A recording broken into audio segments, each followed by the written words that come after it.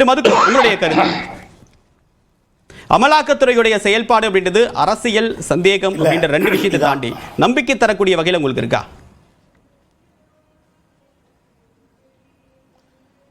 இல்ல, இந்த விவாதமே, இந்த கேள்வியே அர்த்தமற்றது. ஏன்னா அமலாக்கத்துறை என்பதை ஒன்றிய அரசினுடைய ஆட்சி பொறுப்பில் இருப்பவர்களுடைய உத்தரவுகளை, கஞ்சாடைகளை ஏற்ப அமலாக்குகிற ஒரு துறையாகத்தான் இருக்கிறது.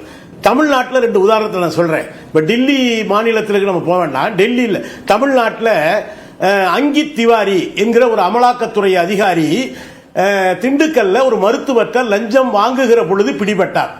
அவர்கிட்ட தமிழ்நாடு அரசினுடைய தமிழக காவல்துறை அவரை கைது செய்து விசாரித்த பொழுது பலரை இவ்வாறு நாங்கள் அமலாக்கத்துறையின் வழக்குகளில் சிக்க வைத்து விடுவோம் என்று மிரட்டி நாங்கள் பணம் வாங்கி இருக்கிறோம் என்று அங்கித் திவாரி அமலாக்கத்துறை அதிகாரி அமலாக்கத்துறை உடனடியாக அந்த வழக்கை ஊழியர்கள் ஈடுபடக்கூடிய ஒரு லஞ்ச விவகாரத்தை அந்த அமைப்பையே ஒட்டுமொத்தமாக ஒரு விசாரணை அமைப்பையே களங்கப்படுத்த முடியுமா? இல்ல, நான் கலங்கப்படுத்தல, அங்கித் திவாரி தான் கலங்கப்படுத்தினாரு. ஒரு நிமிஷம், அந்த வழக்கை நாங்கள் நடத்திக் கொள்கிறோம் என்ற அமலாக்கத்துறை அந்த வழக்கை தமிழ்நாடு அரசிடமிருந்து பெற்றுக்கொண்டது. அந்த வழக்கின் நிலை என்ன என்று தெரிந்து கொள்ள விரும்புகிறேன். நீங்க சொல்றீங்க இல்லையா, இது ஊழியர் அல்ல, சேலத்தை சேர்ந்த கண்ணப்பன், கிருஷ்ணன் என்கிற இருவருக்கு அமலாக்கத்துறை சம்மன் அனுப்பியது. அவங்க ரெண்டு பேரும் மிகப்பெரிய கார்பரேட் முதலாளிகள் கிடையாது. இதே அதானி என்கிற ஒரு முதலாளிக்கு ஹிண்டன்பர்க் வெளியிட்ட பொழுது அமலாக்கத்துறை ஒரு சம்மன் கூட அனுப்பல. நீங்க ரெண்டு பேரும் தெரிஞ்சுக்கங்க. இந்த கண்ணப்பனும் கிருஷ்ணனும் யாருன்னா, சேலம் மாவட்டத்தில் ஆடு மேய்க்கிற சிறு விவசாயிகள்.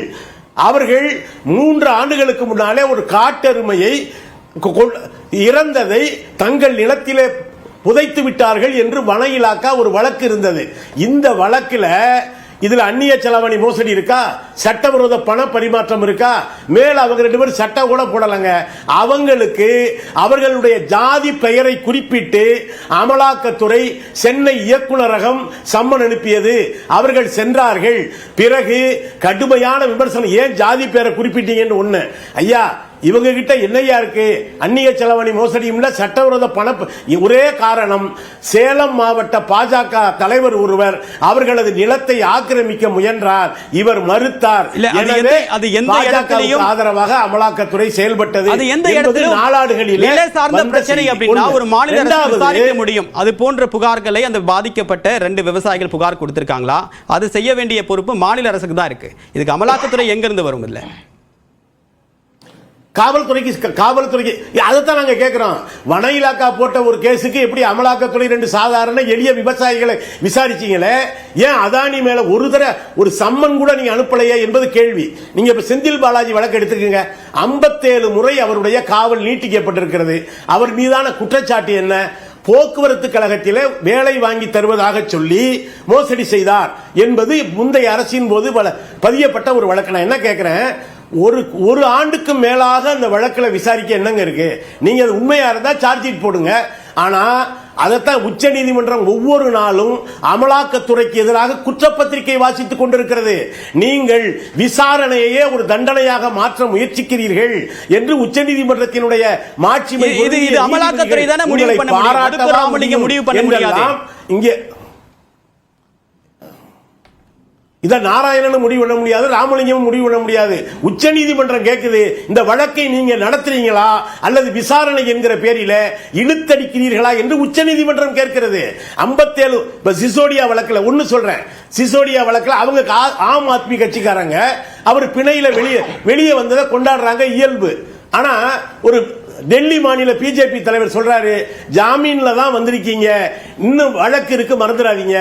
ஏன் இது அமலாக்கத்துறை தானே சொல்லணும்? இதுல பிஜேபி சொல்ல வேண்டிய கட்டாயம் எங்க இருக்கு? அஜித் பவார் யாரு? 80,000 கோடி இதே ஊழல் குற்றச்சாட்டு. அவர் பிஜேபி ஆட்சிக்கு ஆதரவு கொடுத்தோன்னு எப்படி வந்தாரு?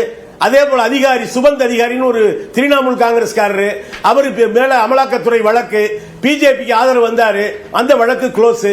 ஆனா இன்னொரு பக்கம் பாத்தீங்கன்னா அரவிந்த் கெஜ்ரிவால் மேல, ஹேமந்த் சோரன் மேல, அதே போல சிவகுமார் மேல, இங்க செந்தில் பாலாஜி மேல, இது எதிர்கட்சிகள் மீது ஏவி விடப்படுகிற ஒரு துறையாக இருக்கிறதே தவிர ஒரு பிஜேபி காரங்க மேலையாவது இந்த அமலாக்கத்துறை ஒரு வழக்கு சொல்லுங்க பாப்போம்.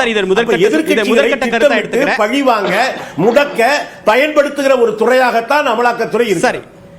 திரு ராமசாமி ஐயப்பன், எதிர்க்கட்சிகளை பழிவாங்கக்கூடிய ஒரு துறையா தான், ஒரு ஏவல் துறையா தான் இருக்கு அப்படின்னு சொல்லிட்டு மதுக்கூர் சொல்றாரு. உங்களுடைய முதற்கட்ட கருத்து என்ன? பாரத மன்னருக்கும் தமிழ் மக்களுக்கும் முதற்கண் வணக்கங்கள்.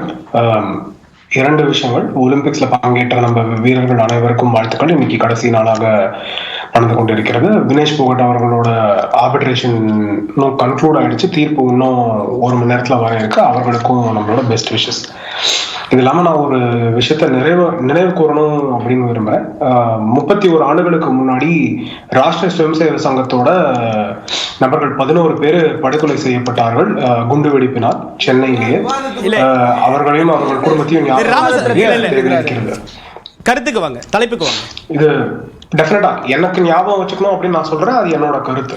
அடுத்தது உங்களோட இன்னைக்கு இருக்க தலைப்பு பேஜஸ்ல பண்ணுங்க. இல்ல, இது அவர் பேசி முடிச்சிட்டோம். அடுத்த சுற்றில் நீங்க பேசலாம். இல்ல, எனக்கு கொடுக்கப்பட்ட வாய்ப்பு என்ன அழைக்க கூடாது. நீங்க உங்களோட அட்வைஸ் இல்ல, தலைப்புக்கு வாங்க. நேரம் ரொம்ப குறைவா அழைக்க வேண்டாம் அப்படின்னு கருத்துக்கு வந்தல ராமசாமி. ஒரு அட்வைஸ் எல்லாம் பண்றாரு. அதற்கு அப்புறம் இன்னைக்கு இந்திரகுமார் உங்களோட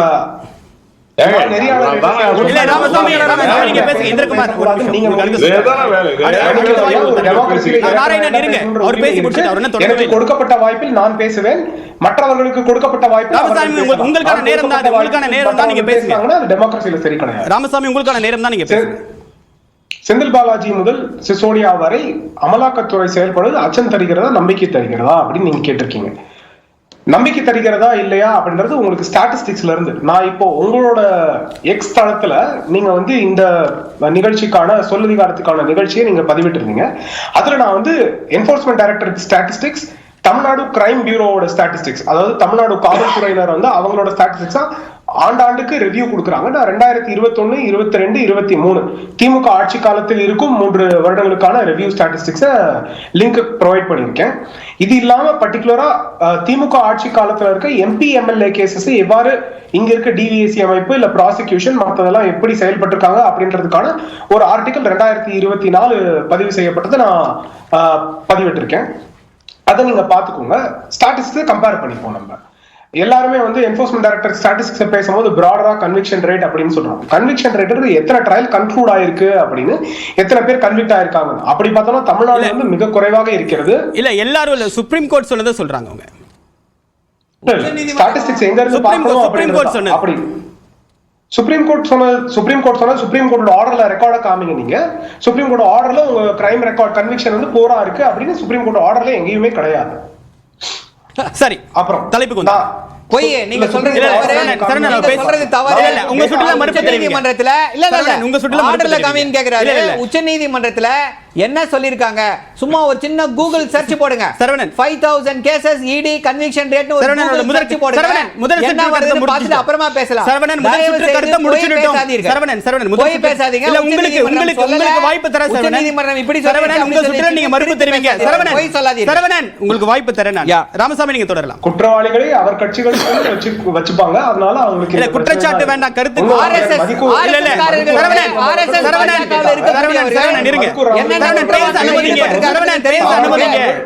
சரண், அவருடைய நேரம் அது, அவர் பேச அனுமதிங்க. நீங்க பேசுங்க ராமசாமி. மதுக்கூர் ராமலிங்கம் அவர்கள் சொன்னபோது சரியாக ஒரு கேள்வி கேட்டாங்க. தவறு செய்தவர்கள் ஒரு கட்சிக்கு வந்தால் என்ன ஆகும் அப்படின்றது. இரண்டாவது அங்கித் திவாரி அவர்களை பற்றி.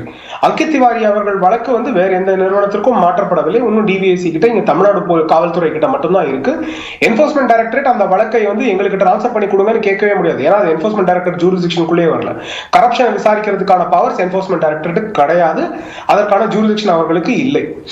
இது சோ இல்லாம ரெண்டாவது, செந்தில் பாலாஜி அவர்களோட விவகாரத்தை மட்டும் எடுத்துக்கிட்டோம் அப்படின்னா திமுக வந்து என்ன மாதிரி ஒரு சூழ்நிலை எடுத்துக்கிறாங்கன்னு பாத்துக்கணும். அதை வந்து முன்னாடியே நாராயண திருப்பதி அவர்கள் ரொம்ப தெளிவாக அவங்க சொல்லியிருக்காங்க. ஒரு ஸ்டாண்டை நீங்க அவர்களை பத்தி பேசும்போது ஆட்சியில் இல்லாத போது எதிர்கட்சி தலைவராக ஒரு ஸ்டாண்ட் எடுக்கிறீங்க. இன்னைக்கு அவர்கள் தலைமையில் இன்று முதலமைச்சராக இருப்பவர் இன்னைக்கு வந்து வேற ஒரு ஸ்டாண்ட் எடுத்துக்கிறாங்க. அப்ப என்னைக்கு வந்து முதலமைச்சர் அவர்கள் சொன்னது உண்மை, என்னைக்கு சொல்றது போய், எது அரசியலுக்காக சொல்கிறார் அப்படின்னு பார்க்க வேண்டிய தேவை இருக்கிறது.